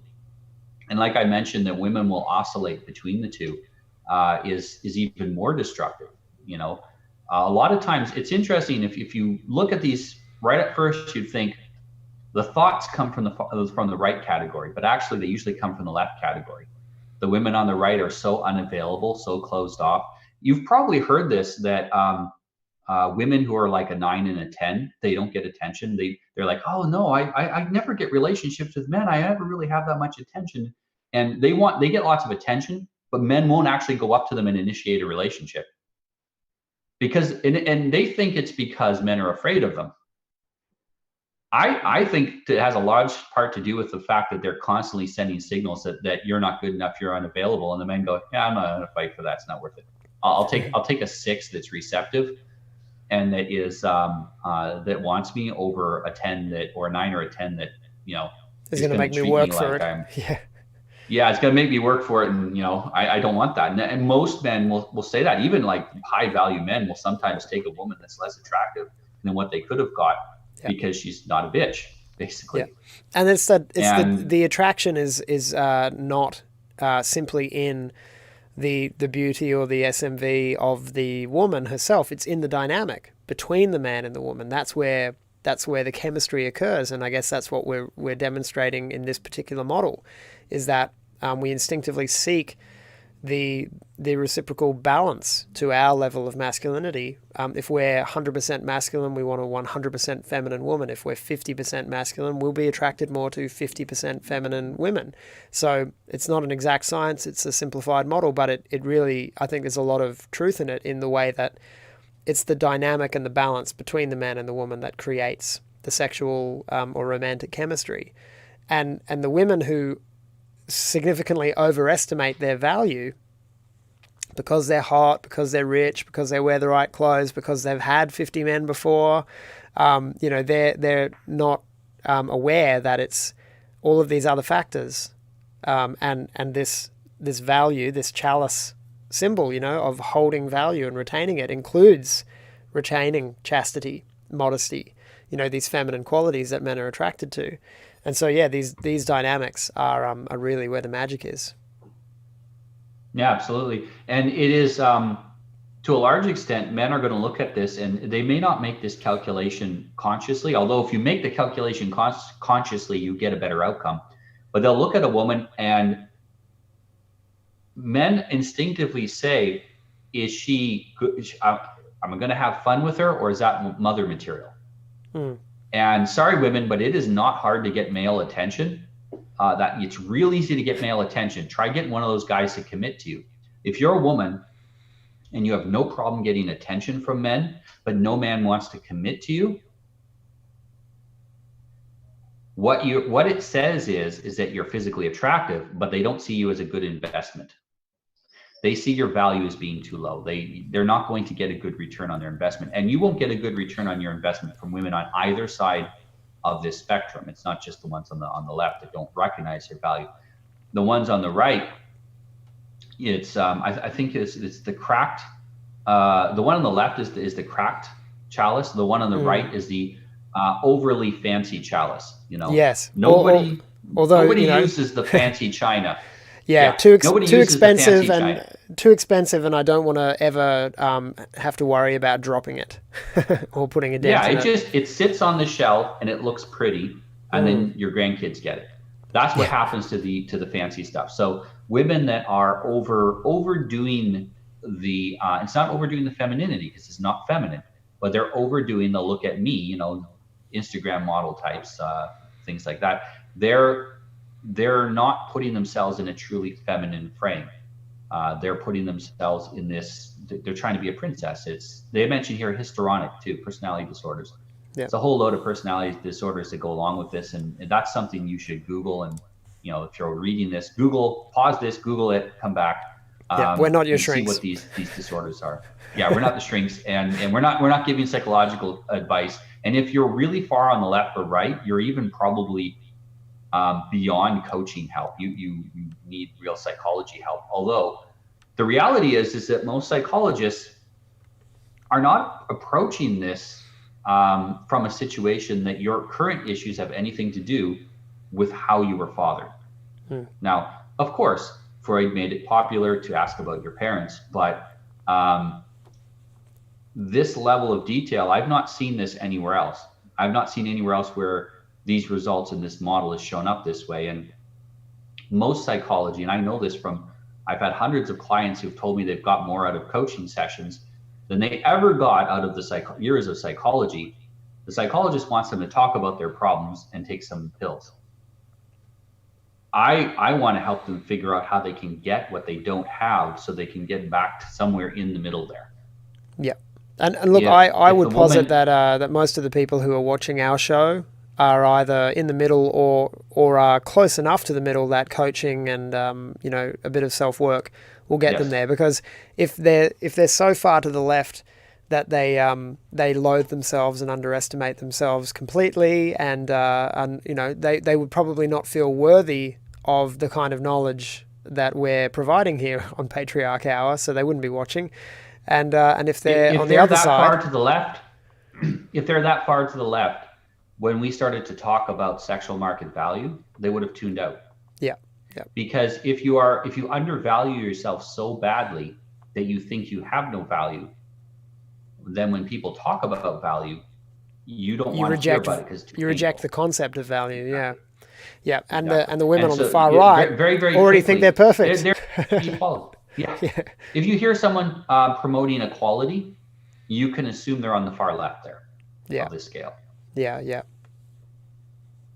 You know, and the ones on the far right are too oblivious to everyone else. They're literally, they live in their own little dream world. So they're not, they wouldn't listen to this because it's not about them. That's what they would think. Everything has to be about them or they won't pay attention to it. Now, if you're close enough to the middle, you know, if you're in the middle, 90%, like the 5% on each end are unhelpable probably. Lost causes, yeah. Yeah, although the closer you are to the middle and the closer you push yourself to the middle, that you work towards that, it's like a suction. It pulls those other people from the ends in. We don't live in a vacuum. We live with a whole bunch of other people. And just like molecules of water, we all have this pull on the people that are near us on the spectrum. And as we get sucked up into the middle, the capillary action of this pulls people from the ends into the middle, and society itself starts to get balanced and level out. This is why, even if you're in the middle, you might listen to this and go, okay, this is a great theory. It has nothing to do with me. I'm perfectly fine. I had good father investment. I'm in the middle there. I'm like a 5 or a -5. Great. That's very good. But there are things you need to do to pull those other people from the ends in, or you're going to end up having to deal with them as we collect more and more people on the ends. And I would say that the closer you are to the middle, the more magnitude your pull has. So somebody who's at 90 plus 95 or minus 95, if they make a step of 5 points into the center, that's only going to have, you know, so much effect on the people around them because they're already in the fringes. But if you're at 5 and you make the leap to being 4, that much closer to 0, it's like a bell curve. That's got a lot more power to pull others from the fringes and everywhere in between. It has a much bigger ripple effect when the people who are in a normal, healthy range, you know, we would call this, are taking actions. That's going to have more power and influence on the society around them. And so we have a responsibility to aim for. Yeah, I share stories about. Absolutely, I share stories about my children with people, and I do that not because it is particularly fascinating to me to tell things that happened in my house to other people, but hiccups again. But because I have very often I have a lot of feedback from people saying that when you talk about life like that, you know, normal life that they never had, they realize it might be possible. Yep. The people in the middle, we live quietly by ourselves and we don't talk about it. We don't go around going, hey, look, me, I'm normal. Look at me, I'm normal. You know? Instantly not normal if you're behaving that way. No, exactly. If you, when I started SMV4K, I didn't use my own name, noahrevoy.com, which I also own. I didn't use that because I didn't want it to be about me. I didn't want to be in the center. I wanted this to be about ideas. And I realized over time that first people have to trust you, and then they listen to your ideas, and then they benefit, and then they start on to focusing on the ideas over time. But at first you need to give them an example of real life because they don't know there is real life. Many of these people don't know that there is a real life out there for them to follow, and they get locked right out of society. What's the likelihood of you inviting a blue-haired feminist to have dinner at your home so she can experience what it's like to be around a healthy male-female dynamic? Pretty much zero, right? Well, if she asked and she said, I'd like to see what a healthy male-female dynamic is, then as a Christian, I probably would invite her in, but not a group of them, for sure. Yeah. I could handle one of them. Yeah. And the princesses on the far right, the unavailable attention seeking women, they often can be very, very dangerous because, as you mentioned, when you don't give them the attention you want, they suddenly start doing into contortions, whatever they have to get your attention. And I Mm. have seen people's marriages break up because the husband ignored a woman, and nothing like a scorned woman. That level of anger there, she'll find some way to. This happened to my my great grandfather. Um, he was an MP during the Second World War in France, and he was some women, or maybe it was some of the men in his unit that didn't like him. They sent letters back to his wife saying that he was cheating, and it just about destroyed the marriage. So you got to be careful with these people who are Yeah. histrionic, borderline people. These are dangerous people. If they're not on the road to recovery, dealing with them is like rehabilitating a wild animal. You can get clawed up pretty bad if you don't know what you're doing. And so it's difficult for them to find help because most people just keep them out, protect themselves. Mm. Now, this Yep. woman in the middle, let's talk about the healthy woman. She accurately estimates her value. One of the first things I do, and I do a service where my clients bring on their girlfriend or boyfriend, and I have a discussion with them to see how their relationship is, if it's good, if it makes sense to continue, to see if they're appropriate for each other. One of the things that I ask the guest is, so what is it about, like, what is there about you that is interesting? Why should someone marry you? Okay. Mm.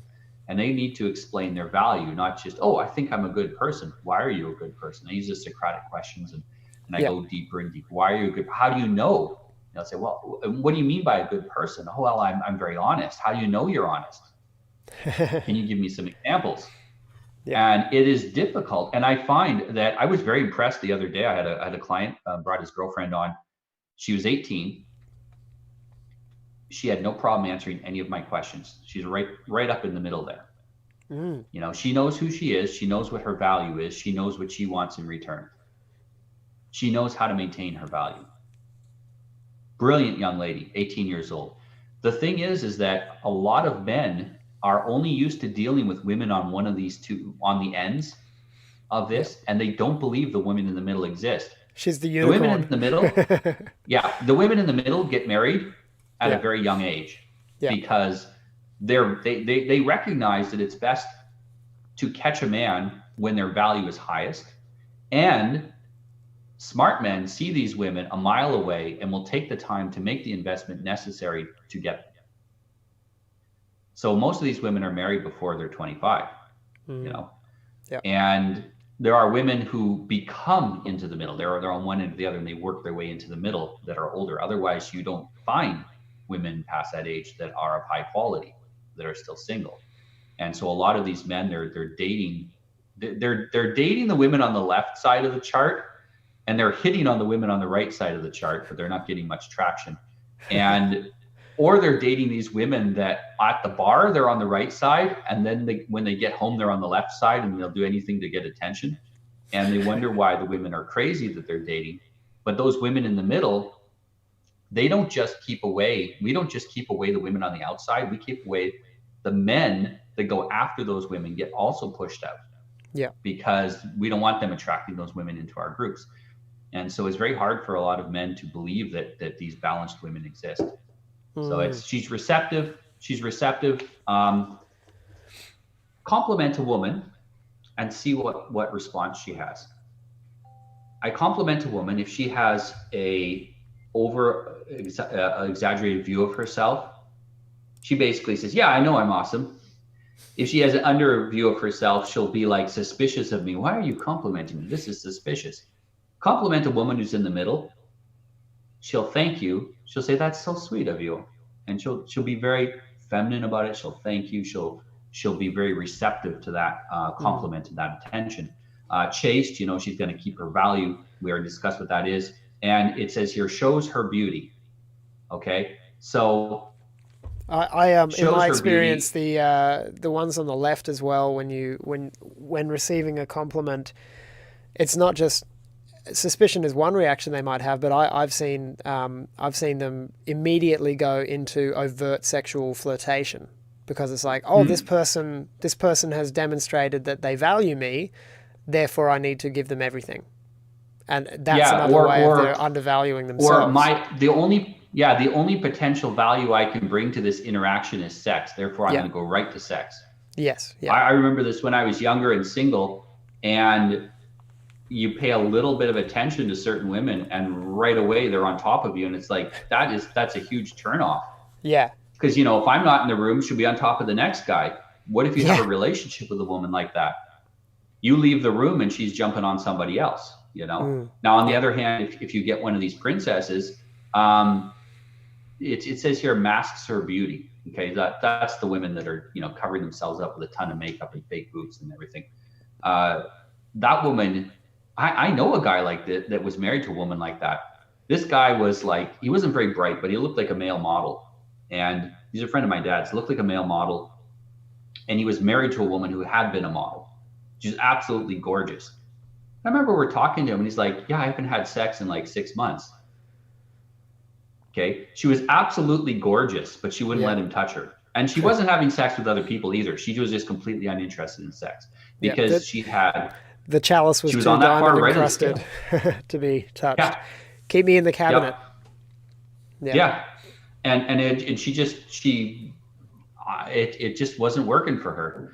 And they eventually ended up getting divorced, but it was this kind of dysfunction leads to people having multiple damaged, unhealthy relationships, and often divorces. So it's seeking that middle ground is important. Let's pass on to the next slide. Okay. That's good. They're the two.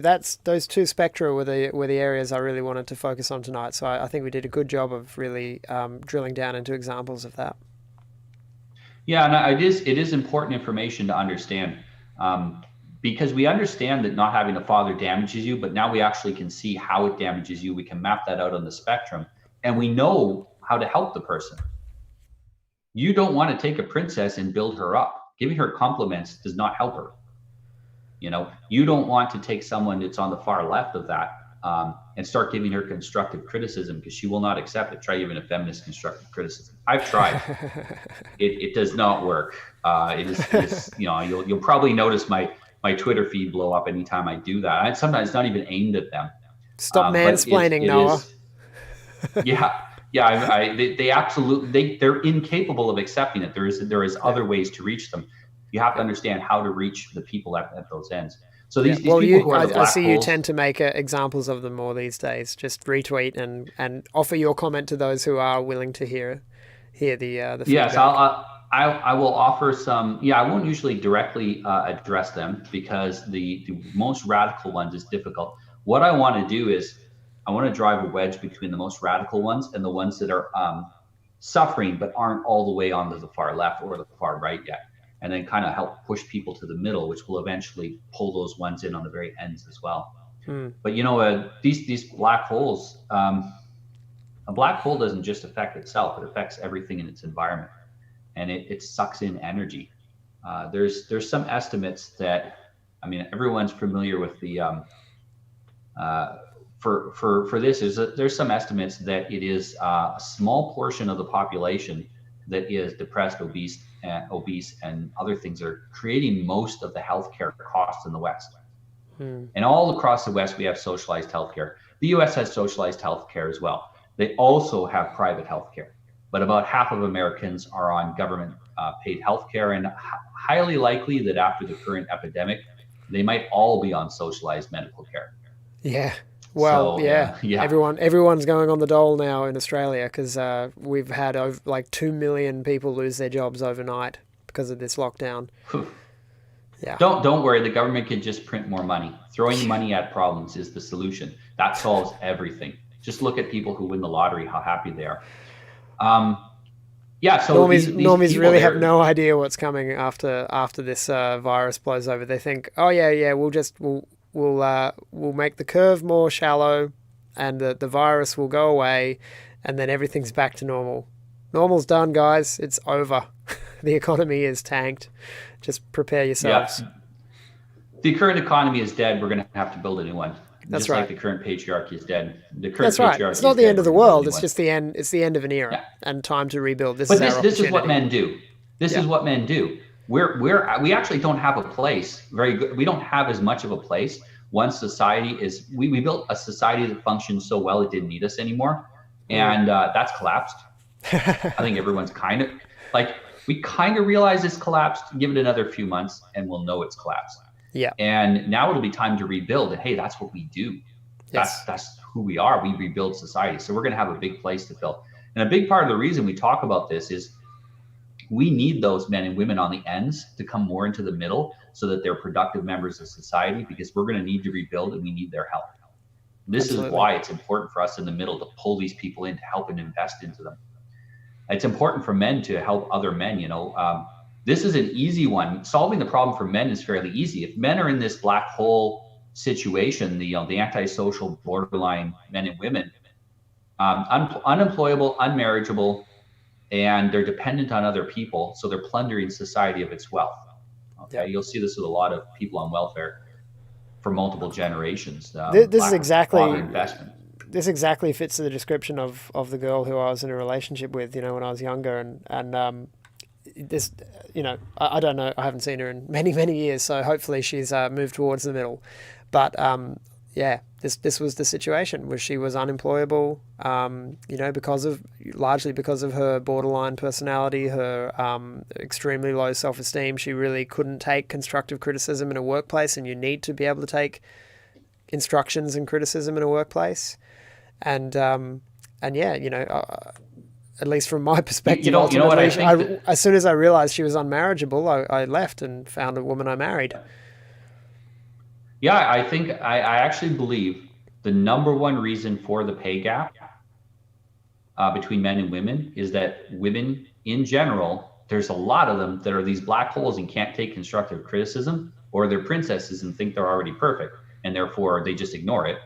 They don't get offended, they just ignore it. And men in general, they will sometimes end up in this and can't take criticism, but men in general are better at taking criticism, and therefore we progress faster through the hierarchy of workplace. And it's just different ways of processing that. And I think that's one of the biggest reasons why there's differences, and why you'll see extremely successful women. And if you talk to these women, you'll normally find that they're okay with constructive criticism, and they usually have a very balanced personality. They're somewhere in the middle there. They're well adjusted. Yeah. They just happen to choose that instead of a family because perhaps they're a little more masculine. Now, these if you continue on to the other one, there's the black holes, and then there's the empty shells. These are the narcissistic, over the top men and women, histrionic.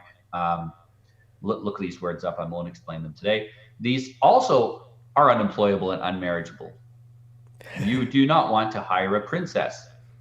You can kind of manage sometimes the black holes, because if you know how to manage people like that, you can get something out of them, but you get nothing out of the people who think they're amazing.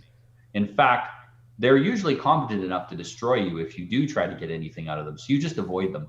The men become physical super predators, and the women become social super predators. We often underestimate the danger of women. Women can destroy men with words. They can kill men with words. With gossip. Yeah, gossip. How many men are falsely charged with rape each year that destroys their lives? Yeah. FBI statistics say the vast majority of rape cases rape accusations, most of them don't go to trial, but most of the accusations are false, according to FBI statistics. And these are statistics derived from studies done by questioning the people who made the accusations later,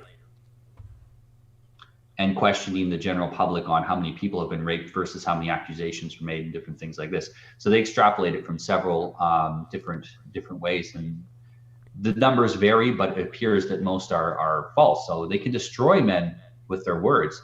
It amazes me, the MGTOW guys who who rightly recognise the way the legal system is stacked against them, so they choose to not get into a permanent, relationship, or have children with women, and can understand the difficulty that's presented to them. But I think the ones who then become pickup artists and still want to go out and try to sleep with women, but just not have a meaningful long-term relationship, they're nuts, because they're just playing Russian roulette. The risk that exists in the accusation of women, you're far less likely to get screwed over by a wife if you find somebody who's balanced to you in following this model, and who is, a woman who assesses her own value realistically, and who is one of those unicorns in the middle that we were talking about. You're far less likely to get screwed over by one of them than you are by sleeping around and being falsely accused of rape by a princess or a borderline personality on the left there. So there are real dangers in the words of women. Absolutely. Yeah, my wife wants to serve me lunch, so we have to finish up soon. We have been going on for more than an hour. Yes. Yes, it's become the patriarchy 2 hours. These empty shelves, they also plunder society of wealth in a very different way. Now these are more in your face plundering, rather than the others which plunder do kind of in a parasitical. I mean, most people that have a parasite don't know it, but if you're attacked by a lion, you know it. So yes, the parasites are often they go under the radar, and the predators are obvious. But let's pass on to the next slide. Okay, so the people who are receiving father investment, they're in this protected circle here. And this is something I'm talking with about. The really bitter men and women are outside that circle. The really damaged people that are outside that, they don't understand that there is such a thing inside. They don't, and this is not just one. There's one circle here, but there's a whole load of these. These are the patriarchies that we described earlier, and they're everywhere, and they're often overlap each other, and some of them are completely separate. But they're all over society, but they're very in group preference, and they lock people out that they don't deem safe, and they have to do that for their own safety. However, that father investment, that inducts you into a society, into a group. Okay, those who weren't inducted into a group are very atomized. They're very out there on the fringes of society, and then more and more people are ending up on the fringes of society. And those who are out there, they can't earn their living. They have to beg, steal, or kill to survive. They have to eat others in order to survive. They can't create their own because they don't have a society to do it with. And if you go on to the next slide, whoa, well, they're going to burn society. Yes. If we ignore the increase in men and women who are on the fringes, and as it gets to be a bigger and bigger percentage of the population, they're going to burn society down. And we are not going to be able to resist them in the middle. We got stuff to do. We got families to look after. We got jobs to go to. These people don't. They have all the time in the world to destroy society. And if you don't believe me, you say, oh, well, how can they destroy society if they can't even keep a job? It's a lot easier. It's a lot easier to burn a house down than it is to build it. Yes. Yeah. And that's exactly what we're facing. Just look at the riots that are happening in all of the Western countries now over political disagreement. These professional protesters who are on the George Soros payroll because no one else is clever enough to employ these disenfranchised people and make them into an army, which is what he's done. The problem wasn't giving women the vote, or even before that, the problem wasn't giving the non-landowners the vote. The problem was giving people who weren't in that father-inducted civilization the vote. Women who are happily married with children vote the same way that men in majority vote. Yeah. It is the damaged people that tend to vote for more government because they are parasites. It is the damaged people that tend to vote for soft on crime because they are predators. It is damaged people that want us to accept things like pedophilia and the slippery slope of ever increasing degeneracies because they are parasites and predators on people. And we can say, oh, they can't destroy society. They're too weak. They've already pretty much destroyed society. We're The there. house is already on fire.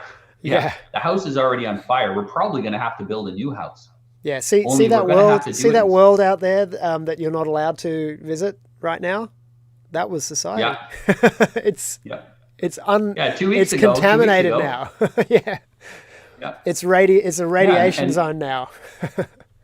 And society absolutely will be destroyed. And let's go on to the last one, because I think we need to talk about solutions.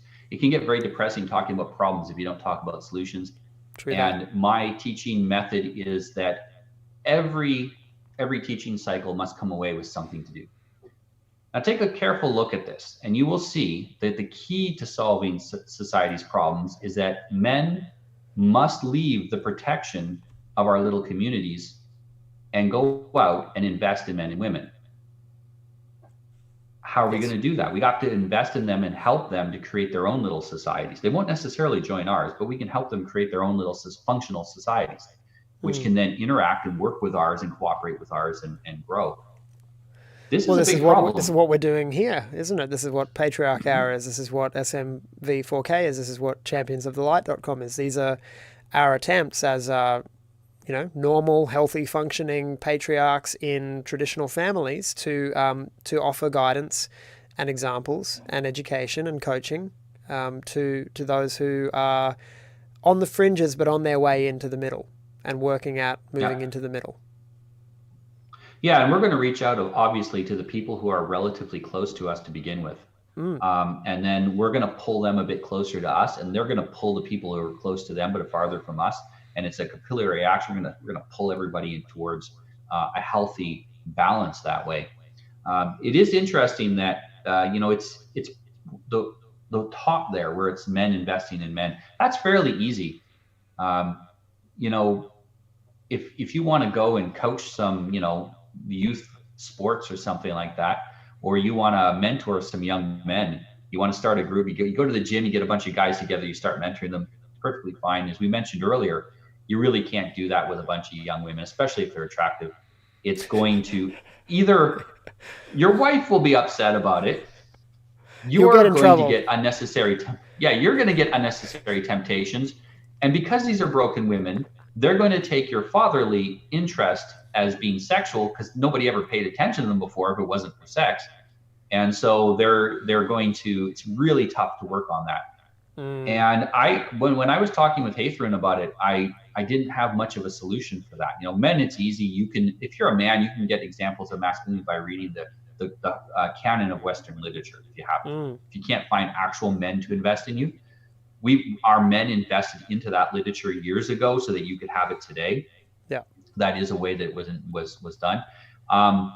You can study about masculinity, but if you're a woman, getting male investment is really tough. Maybe a husband, but if you're so far on the right or left of the scale, no man that is in the center is going to want to marry you. And if you marry a man that's on the ends, it's the blind leading the blind. So one of the solutions that I was thinking about is why women are so attracted to the church is because they can get that fatherly investment from the Father, from their heavenly Father. And that can help them to start coming close enough to the middle that they can attract a man that gives them investment that helps continue to pull them towards the middle. Plus, they can find a safe spot to interact with families where they can have masculine men pay attention to them in a way that's very wholesome. And so I would suggest for women to really give some thought and consideration into, if you need that masculine investment, if you're on the far left or right of that scale, that is an excellent place for you to find it. That's a good place for you to go. But you need to go to a church that's masculine. If the church you go to has female ministers and is very effeminate and has modern music and people dressed in jeans and t-shirts and women with short skirts, you're not going to get the masculine investment you need. And I would add from the spiritual, slightly less pragmatic, but more spiritually inclined perspective, look to the guidance of your Heavenly Father in the Word of God. The Bible itself is going to give you a road map to the healthy balance of masculinity and femininity. The Bible is the greatest piece of literature ever put together for giving us a moral compass and a guidance towards that middle. So, while you're looking for a church to become part of, you don't need to wait to be part of that community to start accessing that masculine wisdom from your Heavenly Father. So, read at least the New Testament. If you're on a woman and you're on the far right side of it, the Bible talks about opening your heart to God. It talks about being humble. Humility is one of the fruits of the Spirit. And it talks about understanding, the value of other people as well, and your place in your role in society and humanity. On the other hand, if you're on the far left and you have a lack of value in yourself, the Bible says that Jesus Christ died for your sins. So if you say you're not valuable, then you're saying that sacrifice wasn't valuable. And, oh, yes, he must have made a mistake dying for my sins. And so it helps you to start bringing yourself back to the middle again, recognizing that you're not the center of the universe, but you're also not worthless. And there is a healthy middle ground there that you can get in. And we're going to be a little different. Some of us are going to think we're a little better than others and stuff within that healthy amount. But there is a spectrum of healthy behavior, and we have to help more and more people get into that. And, this is what we've been doing on Patriarchy Hour. I do this with my coaching. If you're a young man or a woman, one of the ways that women can get investment in a very healthy way is to have a male coach.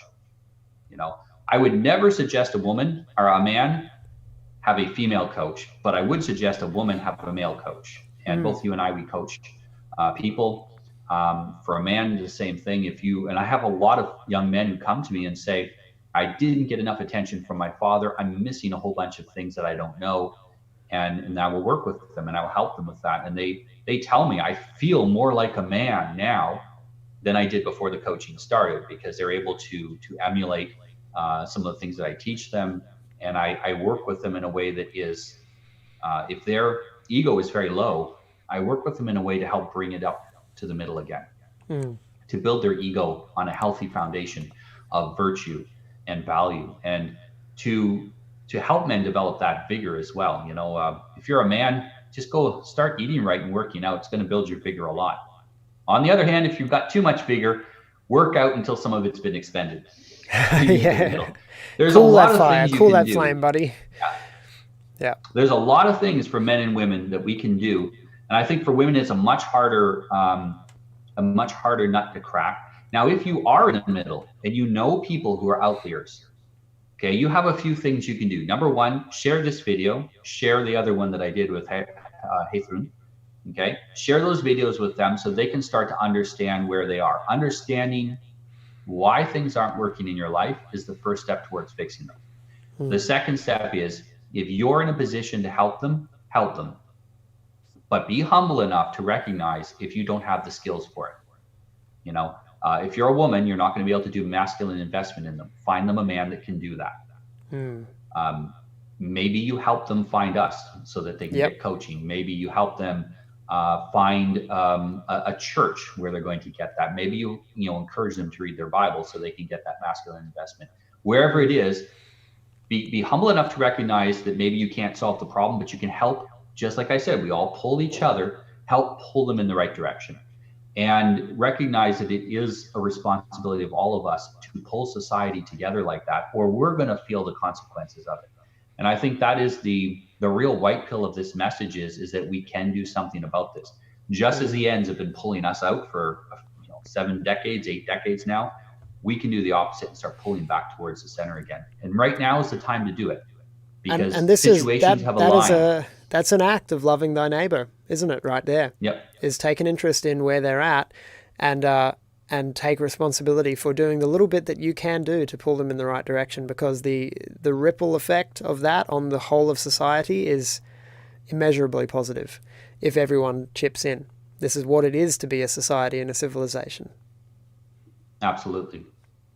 All right, great. It's been a really enjoyable chat, Noah, and I bet you're hungry for your lunch, and your wife is probably getting anxious if it's getting cold, so don't want to put her ill at ease. But yeah, thanks for another great conversation. We'll be back again next week with the 12th installment of Patriarch Hour.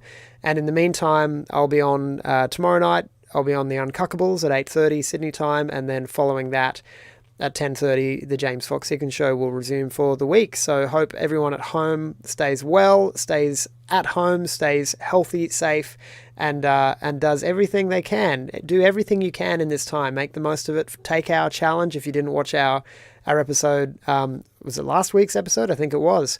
The coronavirus challenge. You know, there are plenty of things that you can do with this time to be strengthening, centering, and balancing yourself. And this is part of it here. Balance your masculinity, balance your femininity, balance your home life and your family. Get to know your loved ones better, and see what kind of better human being you can be at the end of this lockdown.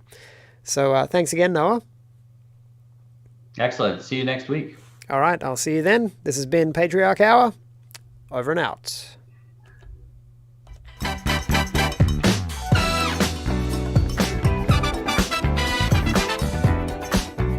Thank you for watching this Rational Rise TV presentation. If you're not already a member, we ask you please come and join us and show your support at rationalrise.tv. This is our very own independent, self-managed video streaming platform where we cannot be controlled by the thought police. We're doing it our own way, and we'd love you to come and join us from as little as $5 per month. If you've enjoyed my show and you'd like to support me in other ways, a great way to do that is to grab a copy of my book, The Ghost of Emily, or its sequel, The Ghost of Delacroix. Both of them are available on Amazon, Barnes & Noble, Booktopia, and all the rest. And not only available in paperback, but in gorgeous hardcover too, for the people who want to keep archive quality long-term books on their bookshelf like I do. So please grab a copy of one of my books. They're excellent, adventurous science fiction laced with philosophy, religion, family, men of the West, war, violence, guns, all the things that we like to talk about here on the James Fox Higgins Show. And of course, you can join us as well at our new social network, championsofthelight.com. This is a brand new platform. We're still getting started, but we would love for you to come and request to join. And gradually, we're going to be inviting people in to create an awesome community of like minds to share these ideas and to celebrate all of the beauty and the culture and the history of the European peoples, as well as to uplift and support the future of Western Christendom. Thanks again. I'm James Fox Higgins, and I'll see you next time.